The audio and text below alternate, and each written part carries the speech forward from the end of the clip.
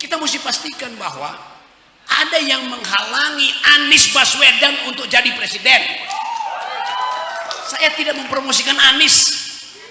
Yang saya ingin, jangan ada penghalang bagi dia. Jangan ada penghalang bagi Prabowo, jangan ada penghalang bagi Ganjar. Itu cara berpikir akademis. Karena hak setiap orang untuk jadi presiden.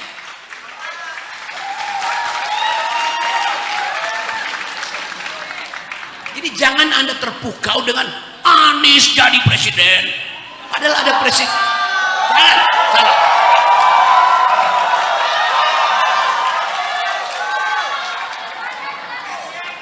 Selama penghalangnya ada, Anda menyanyi setiap hari 10 kali, nggak akan jadi presiden Anies. Karena ada penghalang. Jadi kita rubah cara berpikirnya. Lain, kalau Anda anggap pemilunya akan bersih, pemilunya akan kotor, penghalangnya disingkirkan dulu.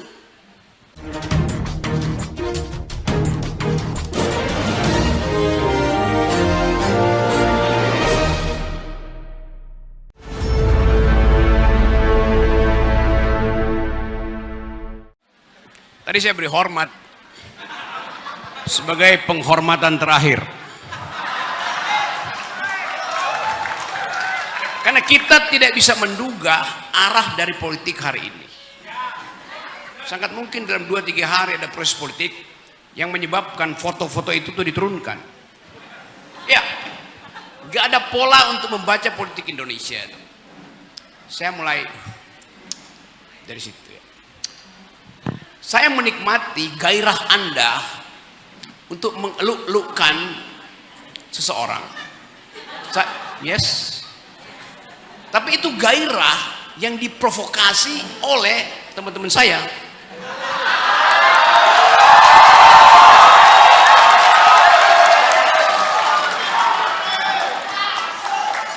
Padahal saya tahu ada semacam esprit de corps di antara BEM se-Indonesia, BEM Nusantara.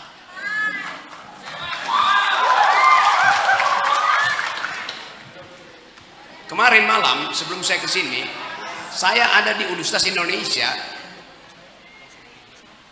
diskusi terbuka dengan BEM UI dan BEM se-Jakarta. Di tengah diskusi datang segerombolan manusia mengatakan bahwa kami muak. Yang datang itu anak SMA. Jadi Anda bayangkan kemuakan itu sampai pada pelajar, bukan sekedar mahasiswa. Itu bagian paling penting hari ini, kemuakan terhadap arogansi politik. Siapa yang arogan? Seseorang yang sudah diamputasi kuasanya, tapi masih menggelepar-gelepar dan berupaya untuk bangkit. Jadi buat kita, masyarakat akademis, kita ingin tuntun Indonesia ini bukan dengan tepuk tangan, bukan dengan gegap gempita, tapi dengan ide, dengan gagasan.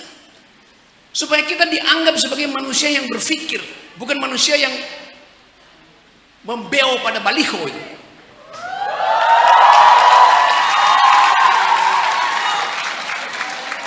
Nama kampus inilah Institut. Di belakangnya agama Islam. Kata institut itu menunjukkan bahwa apapun yang saya ucapkan, dia datang dari proses melembaganya ilmu pengetahuan. Itu namanya institut. Saya coba bandingkan keadaan hari ini. Kita bicara tentang dialog kebangsaan itu. Tapi kita gagal untuk membayangkan 2045 bangsa ini jadi semacam apa. Tergantung pada Prabowo, tergantung pada Ganjar, tergantung pada Anies, tergantung pada apa yang Anda isi di kepala Prabowo, Anda isikan pada Ganjar, Anda isikan pada Anies.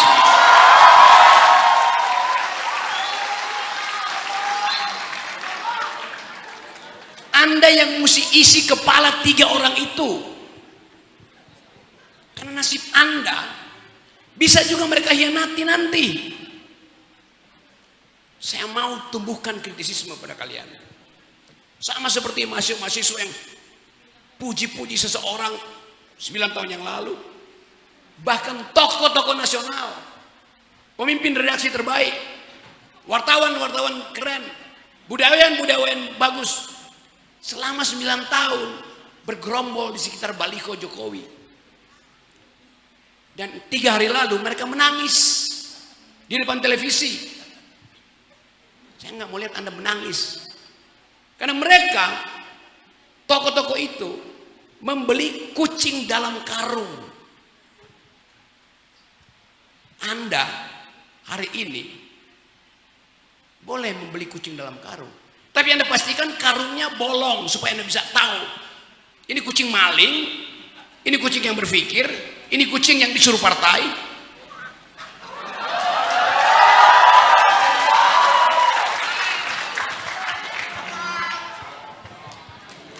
Kita ingin ada generasi yang berpikir ke depan.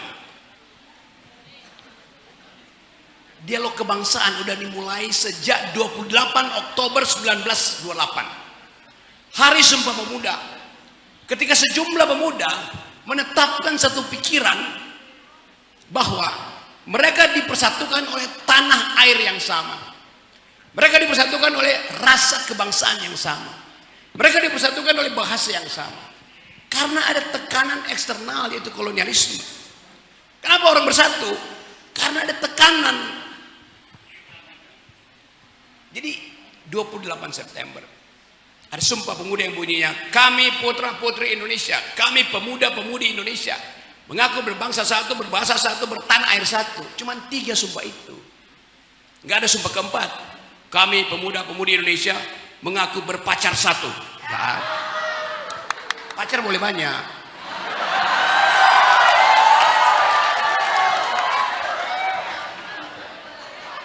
Anda bayangkan 28 Oktober, artinya 94 tahun lalu, 94 tahun lalu sejumlah pemuda menghasilkan pikiran,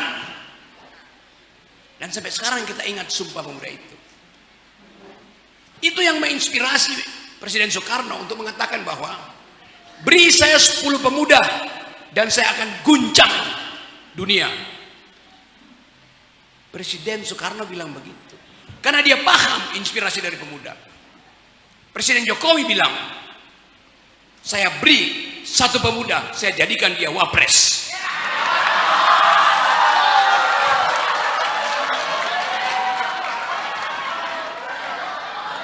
Anda bayangkan ide apa yang ada di kepala Jokowi sehingga hanya mampu mengucapkan kalimat dangkal itu. Dan si pemuda bilang bahwa ya, jangan khawatir, saya sudah di sini. Percakapan akademis apa itu? Bandingkan dengan anak SMA yang tadi malam bersama-sama dengan mahasiswa UI BEM, saya kasih ceramah, anak itu angkat tangan. Anak SMA angkat tangan. Bagaimana caranya Pak Rocky? Kami ikut serta dalam proses menjatuhkan presiden. Serius pertanyaan itu. Artinya mereka setiap hari melihat TikTok, mengikuti media. Jadi kita mesti pastikan bahwa ada yang menghalangi Anies Baswedan untuk jadi presiden. Saya tidak mempromosikan Anies. Yang saya ingin, jangan ada penghalang bagi dia. Jangan ada penghalang bagi Prabowo, jangan ada penghalang bagi Ganjar. Itu cara berpikir akademis. Karena hak setiap orang untuk jadi presiden.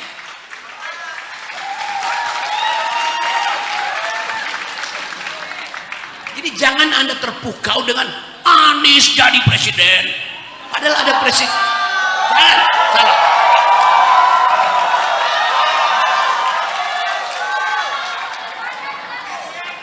Selama penghalangnya ada, Anda menyanyi Setiap hari 10 kali, nggak akan jadi presiden Anies. Karena ada penghalang. Jadi kita rubah cara berpikirnya. Lain, kalau Anda anggap pemilunya akan bersih. Pemilunya akan kotor, penghalangnya disingkirkan dulu. Begitu berpikirnya. Euforia penting, tapi logika lebih penting.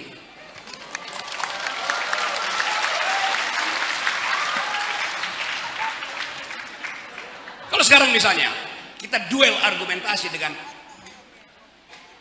Mahkamah Konstitusi,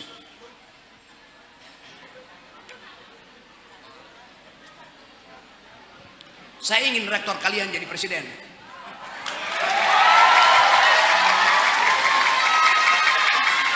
Saya ajukan dalil. Saya pengagum rektor IAIN. Oleh karena itu, saya minta Mahkamah Konstitusi mengubah persyaratan 40 tahun ditambahkan dengan pernah menjadi rektor.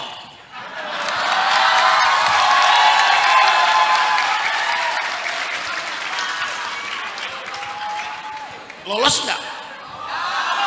Nggak bakal lolos. Karena Pak Rektor bukan pengumpul kaleng kongguan. Jadi Anda lihat hambatannya di situ. Padahal kalau dikatakan pernah menjadi pemimpin, Gibran pernah jadi memimpin wali kota Solo. Rektor memimpin IAIN, lebih berat mana?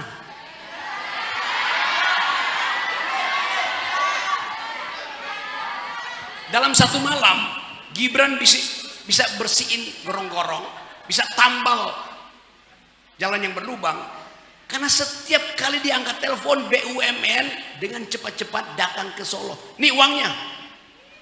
Nggak ada kesulitan bagi Gibran untuk memimpin 6 kecamatan di situ. 6 kecamatan. Dibantu oleh semua menteri. Rektor mau ningkatin IAIN jadi universitas.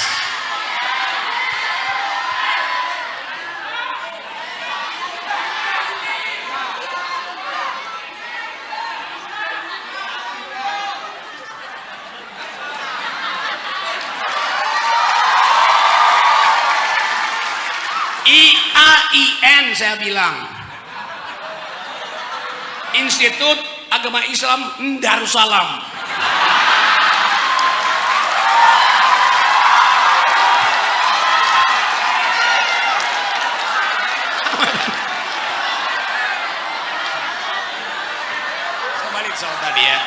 Saya balik tadi. Anda tadi dengar 3 teman saya secara lantang mempromosikan Anies. Hak mereka dan hak Anda untuk berpikir lain, hak Anda untuk menguji teman-teman itu. Jadi biasakan, nggak usah panik kalau nama seseorang disebut, karena faktanya Anies udah jadi calon presiden, maka diucapkan. Yang penting jangan kita membebek pada suara-suara itu. Itu yang penting. Anda mesti periksa pikirannya tuh. Itu yang saya anjurkan pada saudara-saudara. Selama ini kampus disterilkan untuk bicara politik. Padahal politik itu adalah ide utama untuk menghasilkan keadilan. Ide utama itu mesti diuji. Di mana diuji? Di tempat yang ada metodologi. Institut, kampus adalah tempat kita mengaktifkan metodologi, mengaktifkan kritisisme. Karena itu pikiran-pikiran capres itu diuji di kampus, bukan diuji di panggung dangdut.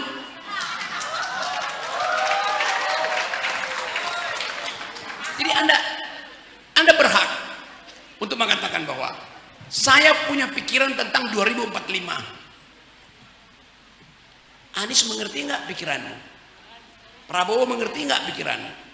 Ganjar mengerti nggak pikiranmu? Saya sebut Anies pertama, mengerti. Karena Anies berdiskusi dengan saya.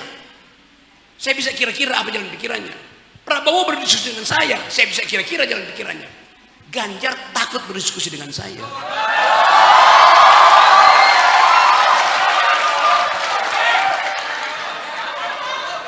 Pilihan itu datang ketika ada diskurs, ketika ada dialektika.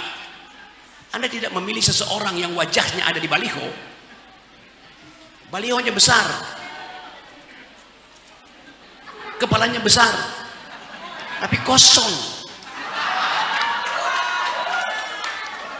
Itu yang saya inginkan. Jadi saya mau menerangkan pada teman-teman bahwa proses menuju Indonesia yang bersih, proses menuju Indonesia yang adil, proses menuju Indonesia yang bermutu adalah hasil investasi saudara hari ini. Kita membayangkan ada Indonesia emas 2045, tapi tahapan ke arah itu kita nggak pernah lihat kemana. Apakah generasi baru sekarang tune in dengan sistem pemikiran dan sistem evaluasi dunia terhadap alam semesta, genetika, semua hal mesti kita bayangkan. Karena 2045 Anda akan masuk di dalam perebutan model-model riset. Jokowi nggak pernah ngerti bahwa 2045 itu tidak diperlukan lagi kaki, tidak diperlukan lagi tangan, yang diperlukan otak. Karena Anda mesti riset. Saya terangkan keadaan dunia hari ini. Di seluruh dunia, di semua universitas bergengsi, hanya ada 3 klaster riset.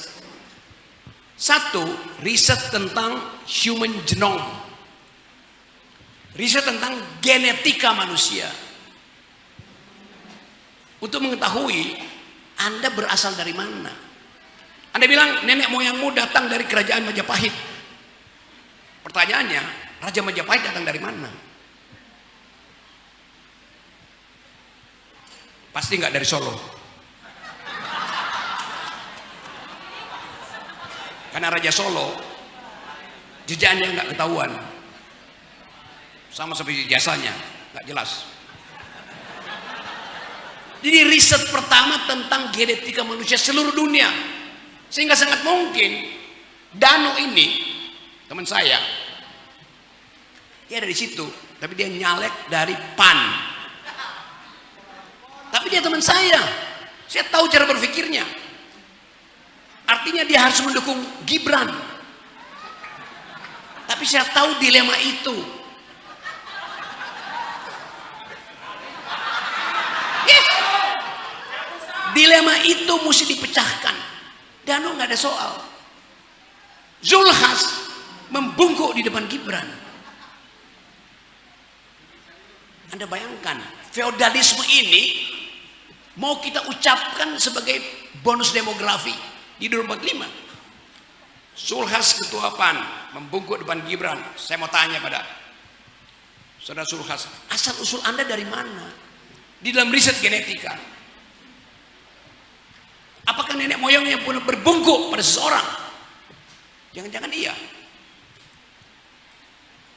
Anda sebut Anda di Banyuwangi, sangat mungkin nenek moyangmu datang dari semak-semak Afrika, the Bush people. Ya, karena sejak 40.000 tahun lalu, 4 juta tahun lalu bahkan, udah terjadi migrasi dunia. Kita nggak tahu asal usul kita dari mana.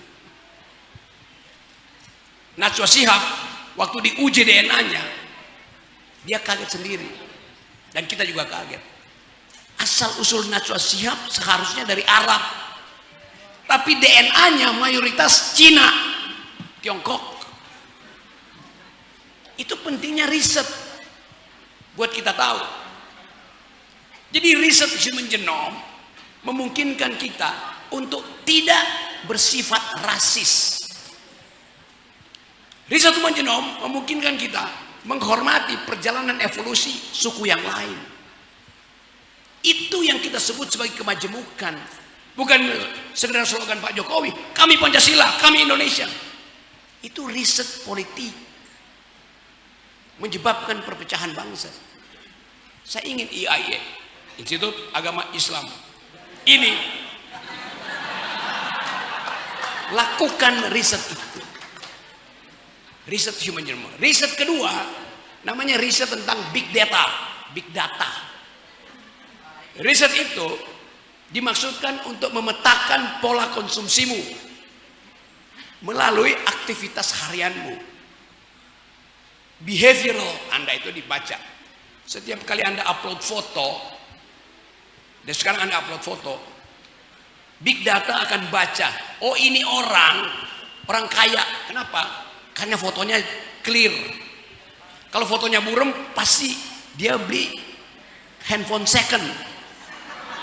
Maka dengan mudah para peneliti big data mengatakan Banyuwangi itu adalah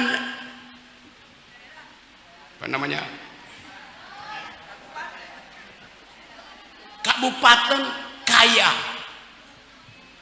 atau sebaliknya. Jadi perilaku Anda sehari-hari melalui perangkat Anda itu akan dibaca. Dia akan baca setiap hari. Ada mahasiswa yang mesen GoFood, tapi yang datang Indomie. Artinya dia mesen di warung sebelah. Maka dianggap mahasiswa ini kekurangan kemampuan ekonomi. Hasil big data itu dipakai oleh industri untuk mengirim sinyal pasar pada saudara. Indomie makin banyak dijual di warung-warung. Itu riset tentang pola hidup manusia. Setiap kali Anda beli obat Promah, big data akan catat. Artinya pencernaan bangsa ini bermasalah. Karena itu pabrik obat akan produksi di Indonesia. Dengan mudah seluruh kehidupan saudara dibaca oleh big data. Ada mahasiswa setiap hari statusnya nggak ganti-ganti itu. Setiap kali, hai Winda, di mana Winda? Big data kemudian baca pacarnya pasti Winda. Padahal Winda adalah ibu kosnya. Itu yang namanya riset. Riset ketiga namanya artificial intelligence. Kemampuan otak kita bertumbuh lebih cepat dari kemampuan kita untuk membaca proposal politik. Jadi ini 3 klaster riset. Kita tanya pada Anies, klaster riset mana yang bisa kita kembangkan supaya kita bisa mencapai bonus demografi? Itu pertanyaan akademis. Tanya pada Prabowo, pasti bisa jawab. Tapi jangan tanya pada Ganjar, nggak bisa dia jawab. Pasti itu. Ini namanya faktual, bukan saya menjelekkan atau memuji, tapi saya baca cara mereka mengucapkan kalimat. Kalimat akademis nggak terdengar. Harapan Indonesia ke depan, Indonesia emas. Bagaimana membuat Indonesia emas kalau modalnya adalah kaleng kongguan? Kaleng. Jadi bagi Anda di sini, pastikan bahwa kita memproduksi pikiran supaya satu waktu 2029 ada pemilu yang betul-betul bersih karena didasarkan pada gagasan. Ya, saya balik lagi pada tema ini. Kebangsaan itu disebut kebangsaan kalau ada percakapan tentang 3 masalah itu. Bukan lagi sekedar kita pernah mengusir Belanda, kebangsaan udah lewat. Kebangsaan adalah tantangan di depan, bukan mengingat-ingat yang di belakang.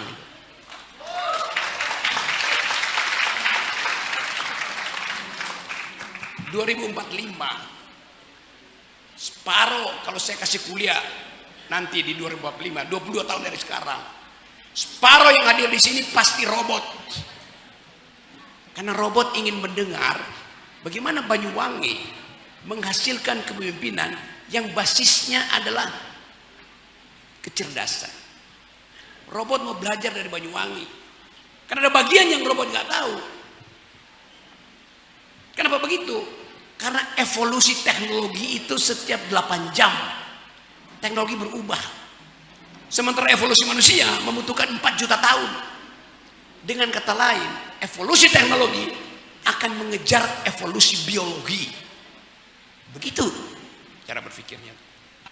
Jadi, saudara-saudara, saya senang bahwa kita bisa ada di sini dengan satu janji bahwa kita ingin mengucapkan kembali kebangsaan itu sebagai modal untuk memperbaiki kecerdasan kita di masa depan. Itu intinya. Nanti kita akan diskusi, dan tadi saya habis agak telat tadi kan masih makan ikan bakar dulu di Banjarsari. Ya, Blimbing Sari ya. Blimbing Sari. Ikannya ikan bawal. Saya dapat bagian bawal. Ikan bawal di Banjarsari.